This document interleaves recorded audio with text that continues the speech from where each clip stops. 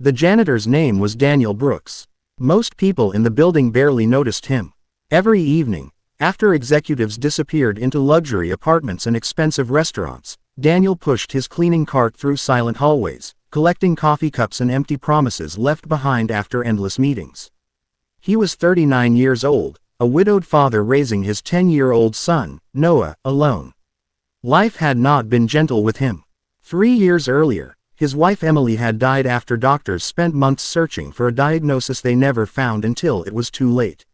Since then, Daniel had learned something painful. Sometimes the most expensive treatments in the world meant nothing if doctors were looking in the wrong direction. One rainy Thursday night, Daniel entered the executive floor carrying fresh trash bags. The headquarters overlooking Manhattan glittered with city lights. Far below, yellow taxis crawled through wet streets like tiny fireflies. As he passed the CEO's office, he noticed something unusual. Victoria Hayes sat alone at her desk. Again, the richest healthcare CEO in America looked exhausted. Medical reports covered the desk. Prescription bottles sat beside untouched food. A heating blanket rested over her shoulders despite the warm temperature inside the office. Daniel paused. For months, the entire company had known about Victoria's mysterious illness. The media called it one of the greatest medical mysteries in the country. She had consulted specialists from Boston, Los Angeles, Chicago, and even Europe. Private laboratories analyzed her DNA. Experimental treatments were flown across continents. More than $100 million had already been spent. Nothing worked. Her condition continued getting worse. Victoria suddenly stood from her chair. The movement looked painful. A glass slipped from her hand and shattered against the floor. Daniel immediately rushed forward. "Ma'am, are you okay?" She looked embarrassed. "I'm fine." But she wasn't. Her hands trembled. Sweat covered her forehead. Her breathing had become shallow. Daniel knelt to clean the broken glass. Then he noticed something. Something so small that most people would never see it. Victoria rubbed the side of her neck repeatedly. Not once. Not twice. Constantly. As if trying to relieve pressure. Daniel froze. A memory hit him with painful force. Emily. His wife had done the exact same thing. Night after night. Week after week. Before doctors finally discovered what was wrong. Victoria noticed him staring. "What?" she asked. Daniel hesitated. Who was he? Just a janitor. She had teams of world-famous doctors. What right did he have to say anything? But another memory appeared. Emily lying in a hospital bed.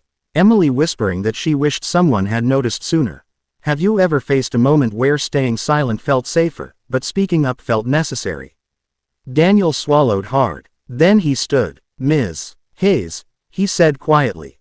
"There may be something your doctors haven't looked at." Victoria's tired eyes narrowed. For the first time that evening, she seemed genuinely curious. Outside, thunder rolled across Manhattan. Inside, a janitor and a billionaire stood facing each other. Neither of them realized that the next conversation was about to change both of their lives forever. Victoria stared at Daniel for several long seconds. The rain tapped softly against the massive windows behind her. Far below, Manhattan glowed beneath the storm, but inside the office, everything felt strangely still. "A janitor thinks he knows something my doctors don't," she asked, trying to smile. Daniel immediately regretted speaking. "You're right. I'm sorry. It was probably nothing." "No," Victoria said. "Tell me." Daniel looked down at the broken glass scattered across the floor. "My wife used to rub her neck exactly like that." Victoria's expression changed. "My wife was sick for almost 2 years. Specialists everywhere kept treating the symptoms. Nobody looked at the cause." Daniel's voice grew quieter. By the time they figured it out, it was too late. The room fell silent. Victoria slowly sat down. What was it? A rare vascular condition. It was pressing against nerves and affecting everything in her body. Fatigue, pain, dizziness, weakness. Doctors kept chasing the wrong diagnosis. Victoria's fingers stopped moving. For months she had heard thousands of theories. Yet something about Daniel's words felt different. Maybe it was because they carried grief instead of confidence. Maybe it was because he wasn't trying to impress her. He was simply remembering someone he loved. What would you do if you were here? Daniel wondered silently. Ignore a possibility because of who suggested it. The next morning Victoria contacted another specialist. Not because she fully believed Daniel. Because she had run out of reasons not to. A week later, new scans were performed. Then more tests. Then another consultation. 3 days after that, Victoria received a phone call. She sat alone in her penthouse apartment overlooking Central Park. Her hands shook as she listened. The specialist's voice remained calm. "We found it." Victoria closed her eyes. For a moment she couldn't breathe. Years of suffering, hundreds of treatments, $100 million. And yet the answer had been hidden in a place nobody thought to examine. Tears streamed down her face. The condition was rare, dangerous, but treatable. For the first time in years, she had hope. Real hope. Not the manufactured kind sold by expensive clinics and miracle treatments. The kind that arrives quietly after endless darkness. 2 months later, Victoria returned to work. She looked different, healthier, stronger. The staff noticed immediately. The woman who once walked through hallways with visible pain now moved with steady confidence. That afternoon she called an all-company meeting. Hundreds of employees filled the auditorium. Whispers spread through the crowd. Nobody knew why they had been gathered. Daniel sat near the back, still wearing his janitor uniform, still expecting to return to work afterward.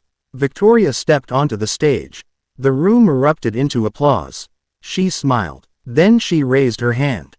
The crowd grew quiet. For 2 years, she began, I searched for answers. The giant screens behind her displayed photographs from hospitals around the world. I spent more than $100 million trying to save my life. People exchanged surprised looks. Victoria continued, and the person who finally helped save me wasn't a celebrity doctor.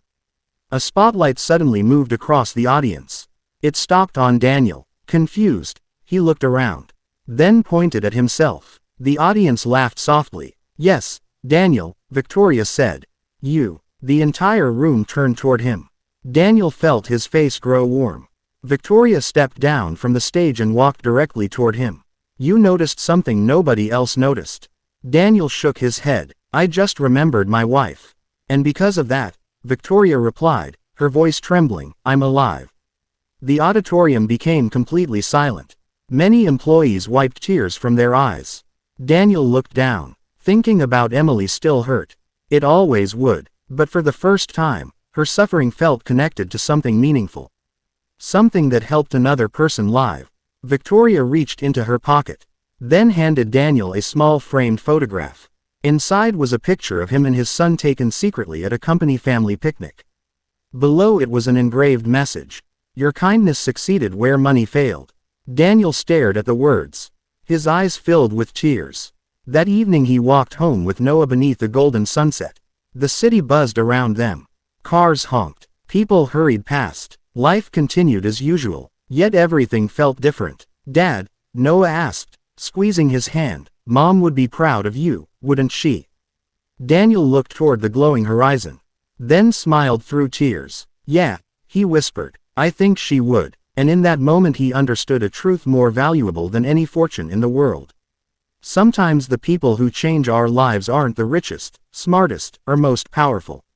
Sometimes they're simply the ones who care enough to notice what everyone else overlooks.